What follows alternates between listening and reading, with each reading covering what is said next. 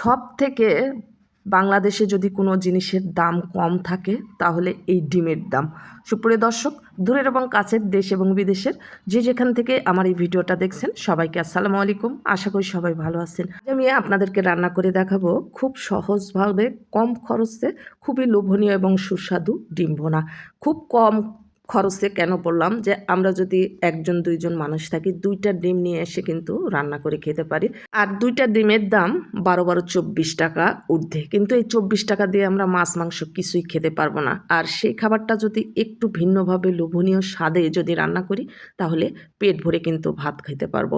তো আপনারা যারা নতুন রাঁধুনি ব্যাচেলার ভাই আপু, কর্মব্যস্ত আপুরা আছেন, যারা স্টুডেন্ট আছে, এমনকি যারা বিদেশে থাকেন, তারাও চাইলে আমার এই রেসিপিগুলো হুবহু ফলো করে একদিন রান্না করে দেখতে পারেন। আশা করি ভিডিওটা আপনাদের ভালো লাগবে। আর ভিডিওগুলো ভালো লাগলে শুরু থেকে শেষ পর্যন্ত দেখে সুন্দর একটা গঠনমূলক কমেন্ট করার অনুরোধ রইল, সেই সঙ্গে ভিডিওটা কন্টিনিউ করার অনুরোধ রইল। চলুন তাহলে কথা না বাড়িয়ে আমরা মূল রেসিপিতে চলে যাই। সুপ্রিয় দর্শক, আমি এই ডিম ভুনাটা করার জন্য প্রথমেই আমি ডিমগুলোকে সেদ্ধ করে উপরের যে খোসা থাকে সেগুলো আমি ছাড়িয়ে নিয়েছি। আর ডিমের ভিতর যেন মশলাগুলো ভালোভাবে প্রবেশ করে, এই জন্য ডিমের গাটা কেটে নিতে হবে। তো আমি ডিমগুলো কেটে সাইডে রেখে দিচ্ছি আর একটা মশলার পেস্ট তৈরি করব। তো এর জন্য নিয়েছি একটা ব্লেন্ডারের জার, এর মধ্যে দিয়েছি 2টা পেঁয়াজ কুচি, একটা টমেটোর অর্ধেকটা, 3টা দিয়েছি ছোট এলাচ, ছোট চামচের 1 চামচ আস্ত জিরা আর সামান্য একটু পানি দিয়ে ব্লেন্ডারে ব্লেন্ড করে নেব।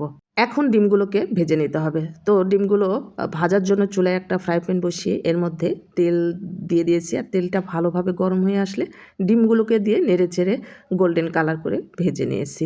এখন ডিমগুলোকে উঠে সাইডে রেখে দিচ্ছি আর এই ফ্রাই প্যানেই রান্না করব।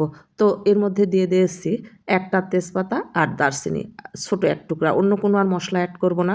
দারচিনি আর তেজপাতার যখন সুন্দর একটা ফ্লেভার বের হয়ে আসছে তখন অ্যাড করে দিয়েছি আগে যে মশলাটা তৈরি করে রাখলাম সেটা, আর ব্লেন্ডার ধুয়ে কিছুটা পানি অ্যাড করে দিয়েছি। সেই সাথে অ্যাড করে দিয়েছি আদা রসুনের পেস্ট ছোট চামচের 1 চামচ, আর দিয়েছি ধনিয়া গুঁড়া, জিরা গুঁড়া, হলুদ, আর দিয়েছি শুকনো মরিচের গুঁড়া পরিমাণ মতো দিয়েছি। আর নেড়ে চেড়ে মশলাটাকে একেবারে ভুনা ভুনা করে নিয়েছি যতক্ষণ না মশলাগুলো তেল থেকে ছাড়া ছাড়া হয়ে গেছে। চেষ্টা করবেন মশলাটাকে একেবারে ভুনা ভুনা করতে। তেল থেকে যখন মশলাগুলো ছাড়া ছাড়া হয়ে যাবে সেই পর্যায়ে এই ডিমটা অ্যাড করে দিবেন। আমি ডিমটাকে দিয়ে ভালো করে নেড়ে চেড়ে মশলার সঙ্গে কিছুক্ষণ কষিয়ে নিয়েছি। তারপরে অ্যাড করে দিয়েছি প্রায় 1.5 কাপ পরিমাণ পানি। আর নেড়ে চেড়ে মিশিয়ে নিয়ে ঢাকনা দিয়ে ঢেকে ঝোলটা টেনে আসা পর্যন্ত রান্না করে নিয়েছি।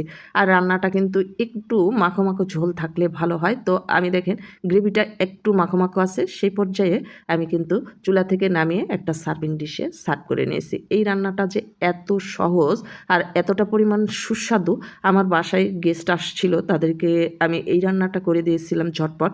ওরা খেয়ে খুব বেশি প্রশংসা করেছে। আর বাচ্চারাও ডিম খায় না ওরা এইভাবে, তো আমি ওদেরকে এই ডিমটা দিয়েছিলাম, ওরা এত বেশি পছন্দ করেছে। তো ভাবলাম যে এখন আর কোনো ঝামেলা হবে না, যখনই হাতে সময় থাকবে না তখন ঝটপট এই রান্নাটা করে ফেলবো। এই রান্নাটা করতে আমার সব মিলিয়ে প্রায় 10 মিনিটের মতো টাইম লেগেছে।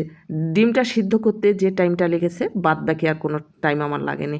তো আমার ভিডিওগুলো যদি আপনাদের ভালো লাগে আর এই রকম মজার মজার নিত্য নতুন রেসিপিগুলো পেতে চান, তাহলে প্লিজ আমার চ্যানেল সাবস্ক্রাইব করে পাশে থাকা বেল আইকনটা ক্লিক করে রাখবেন, যেন নতুন কোনো ভিডিও ছাড়ার সঙ্গে সঙ্গে নোটিফিকেশান সবার আগে আপনার কাছে পৌঁছে যায়। আর যারা ফেসবুক থেকে দেখবেন, প্লিজ ফেসবুক পেজটাকে ফলো দিবেন, লাইক কমেন্ট শেয়ার করে আমার পাশে থাকবেন। ভালো থাকবেন সবাই, আল্লাহ হাফেজ।